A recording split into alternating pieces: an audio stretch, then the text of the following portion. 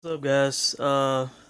This video is long overdue. I should have done it about a week ago, last Sunday, and I'm finally getting around to do it. I referenced it in my Gamblers Love Sean Shelby and McMahon video, the fight between Sara McMann and Gina Mazany. Uh, I noticed this fight last Sunday morning after UFC 208, and um, I saw, Sarah McMann, Gina Mazany. I was like, who is Gina Mazany? And looked into her background. At the time, Sarah McMann was a minus 400 favorite at my casino. She opened as a minus 380 favorite. Okay. As I do this video, she is as high as a minus 600 favorite over this girl. Okay. There's one casino that has her as low as a minus 489. Okay. Um, Sarah McMann should win this fight. When she fought Alexis Davis, a woman who had been out of the cage for 2 years, who had just had a baby, I said, look, if Sara McMann does not win this fight, she needs to retire. If she does not beat Gina Mazany, she needs to retire. Unless it's like a screw job decision.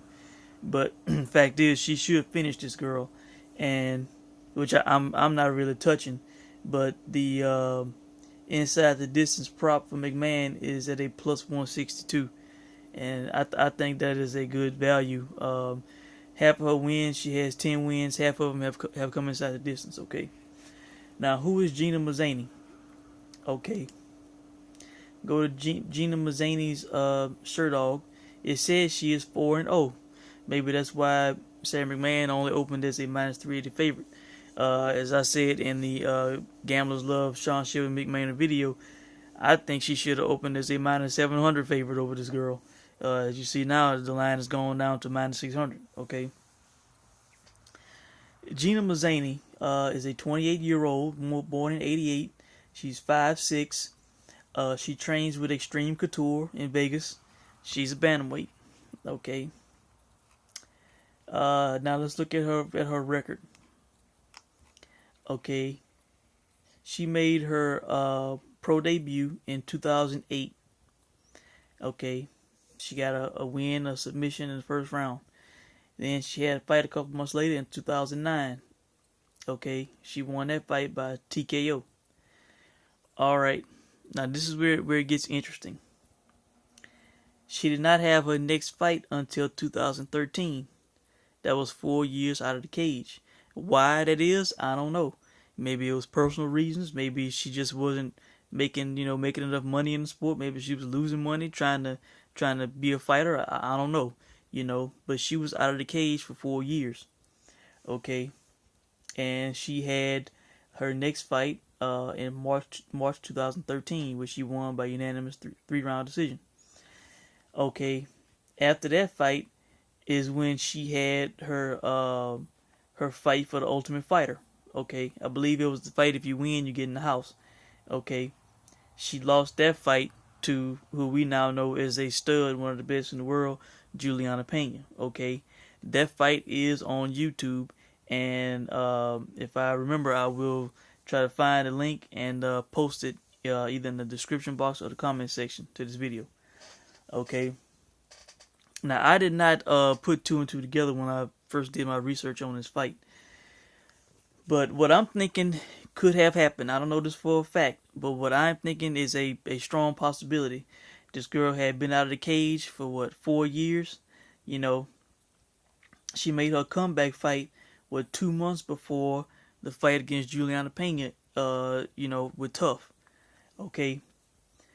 What I'm thinking could have happened was maybe the UFC could have contacted her. Maybe word had gone around Vegas or whatever that, that they were doing Tough. They were looking for girls, and she needed to have a fight and get a win to get an opportunity to be on Tough. I'm thinking that's why she made a comeback in 2013.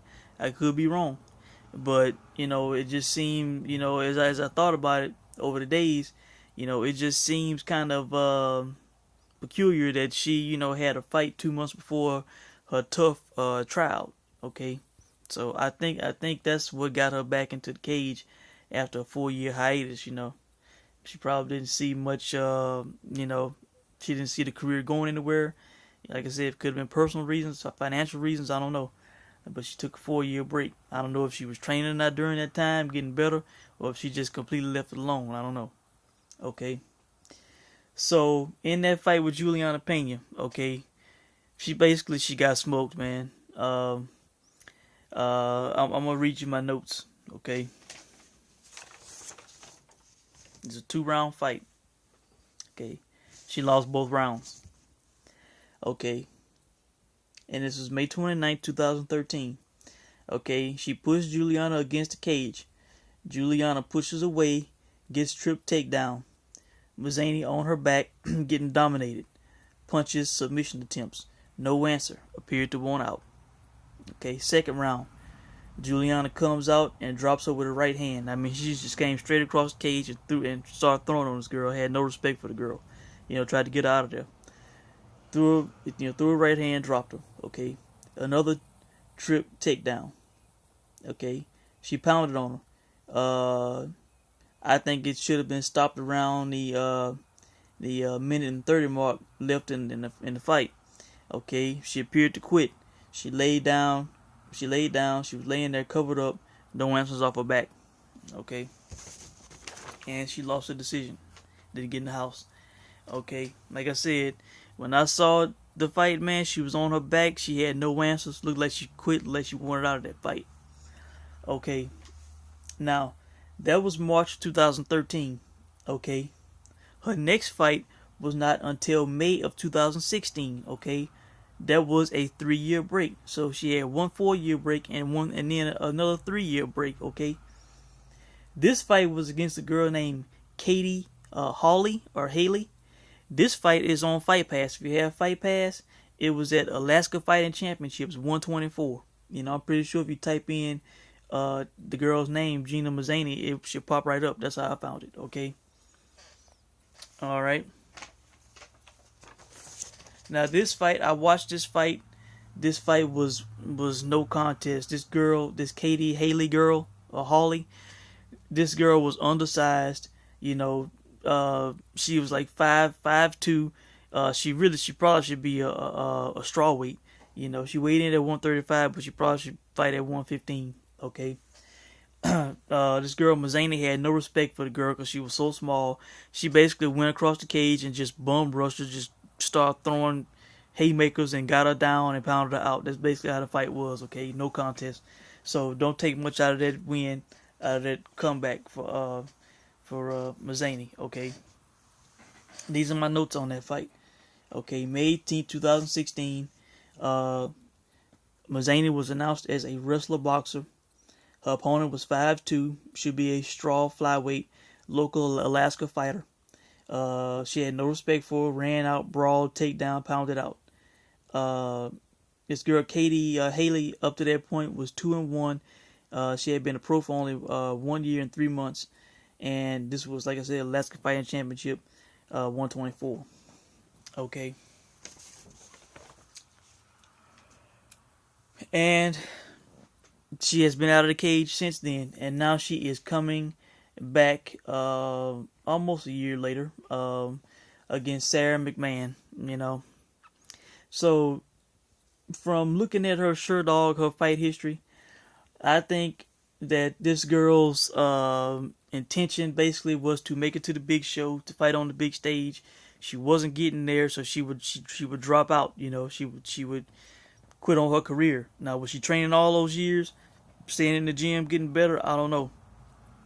But when she first started out, she didn't make it to the big show right away. Didn't make it to Strikeforce or whatever around 2009. So she was out of the sport for 4 years. Had a fight to get the trial with the UFC, failed in that UFC trial, then was out another 3 years, and won a fight against this Katie Hawley girl. I guess did not get a call from the big show, and has not had a fight. Okay, so now she gets the call from the big show, and she is coming back. Okay, so that's my assumption. That's the way I'm reading this girl's career. Okay, now she is fighting a Sara McMann. I'm not sure where Sarah is ranked in the UFC rankings. I can pull that up real quick. Let's see.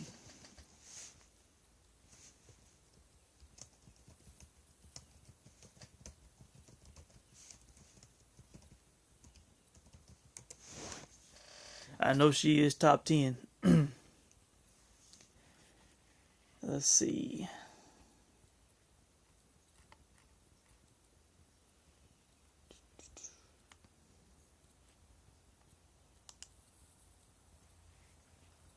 Yeah, I know she is in the top 10. Um, but I'm telling you, Sara McMann is 36, I believe. Yes, to this girl being 28. I'm not. That does not matter. Sara McMann is an elite athlete. The woman is in tremendous shape. You know, built like a brick house. Jacked, an elite athlete, an Olympian, a silver medalist. You know, this girl, she should wipe the floor with this girl. Hell, she should all she if she wanted to, she should just be able to beat this girl with wrestling alone. Just taking this girl down, smothering her, staying on top of her, ground and pound. You know, sub attempts. I mean, and as far as striking, I mean, Sara McMann has a hell of a punch. You know, the girl can punch. Um, let me see here. Okay, I'm at the fighter rankings. Okay. Sara McMann is ranked number 7. Okay. According to the UFC page I'm looking at, she is ranked number 7 in the division. Okay. Uh, but yeah, Sara McMann, she has the high level experience in MMA. She, like I said, great wrestler, silver medalist. This should not be a contest, man. She should dominate. She should win a dominant, either 30-27 unanimous decision, or finish this girl.